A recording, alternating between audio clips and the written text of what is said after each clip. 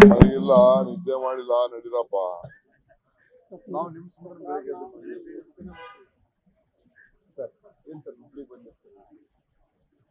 ಹುಬ್ಳಿ ಹೊರಟ್ಟಿ ಅವರು ಒಂದು ಪ್ರೋಗ್ರಾಮ್ ಕರೆದಿದ್ದಾರೆ.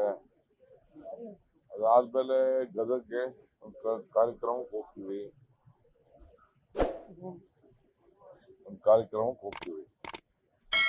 ಇವೆರಡು ಕಾರ್ಯಕ್ರಮ ಇದೆ. ಅದಾದ್ಮೇಲೆ ಬೆಳಗಾವಿ. 4 ದಿನ ಇದೆ ಸರ್ ಅಧಿವೇಶನ. ಉತ್ತರ ಕನ್ನಡದ ಯಾವ ವಿಷಯದ ಚರ್ಚೆ ಆಗ್ತಾ ಇಲ್ಲ? ಬಿಜೆಪಿ ಅವ್ರಿಗೆ ಯಾವ್ದು ಇಂಟ್ರೆಸ್ಟ್ ಇರಲ್ಲ. ಏನ್ ಮಾಡೋದು?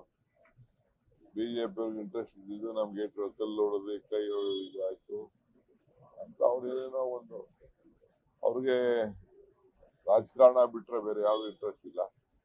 ಯಾಕೆಂದ್ರೆ ಅವ್ರಿಗೆ ಒಗ್ಗಟ್ಟಿಲ್ವಲ್ಲ, ಪಾಪ ಏನೋ ಮಾಡ್ತಾ ಇದಾರೆ. ಪ್ರಮುಖವಾಗಿ ಉತ್ತರ ಕರ್ನಾಟಕದ ನೀರಾವರಿ ಸಮಸ್ಯೆಗಳು ಚರ್ಚೆ ಆಗ್ಬೇಕು ಅಧಿವೇಶನದಲ್ಲಿ ಮಾಡಿ. ನಾನೇ ರೆಡಿ ಇದ್ದೀನಿ. ನೀರಾವರಿ ಮಾಡ್ಲಿ, ಎಲ್ಲಾ ಮಾಡ್ಲಿ, ಎಲ್ಲದಕ್ಕೂ ರೆಡಿ ಇದ್ದೀನಿ. ಮಹದಾಯಿ ತಾರ್ಕಿಕ ಅಂತ್ಯ ಯಾವಾಗ ಸರ್? ಮಹದಾಯಿಗೆ ತಾರ್ಕಿಕ ಅಂತ್ಯ ಯಾವಾಗ ಸರ್? ಈಗ ನಾನು ಮೊನ್ನೆ ತಾನೇ ಮಿನಿಸ್ಟರ್ ಹೋಗಿ ಫಾರೆಸ್ಟ್ ಮಿನಿಸ್ಟರ್ ಹೋಗಿ ಭೇಟಿ ಮಾಡಿದ್ದೆ. ಆಮೇಲೆ ಪ್ರಹ್ಲಾದ್ ಜೋಶಿ ಹೋಗಿ ಭೇಟಿ ಮಾಡಿದ್ದೆ. ಅವರು ಹೇಳಿದೀವಿ ಅಂತ ಹೇಳಿದ್ರು. ಅವರು ಹೇಳಿದ್ರು ಇವ್ರು ಹೇಳಿದ್ದಾರೆ ಅಂತ. ನಮ್ಗೆ ಯಾವ ಪರ್ಮಿಷನ್ ಕೊಡ್ತಾರೋ ಎಲ್ಲ ಟೆಂಡರ್ ಎಲ್ಲ ಕರೆದು ರೆಡಿ ಮಾಡಿಟ್ಟಿದ್ದೀನಿ. ಕೆಲಸ ಪ್ರಾರಂಭ ಮಾಡ್ತೀವಿ.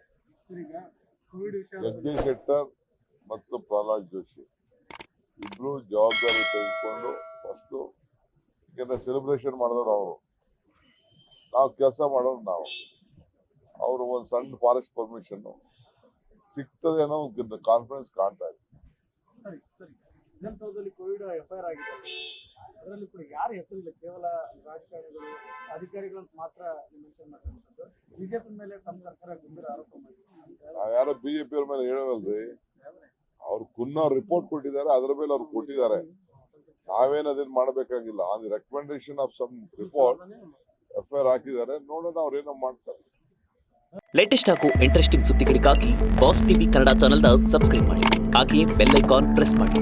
ಇದರ ಜೊತೆಗೆ ಫೇಸ್ಬುಕ್, ಇನ್ಸ್ಟಾಗ್ರಾಮ್, ಎಕ್ಸ್ ನಲ್ಲೂ ಮಿಸ್ ಮಾಡದೆ ಫಾಲೋ ಮಾಡಿ.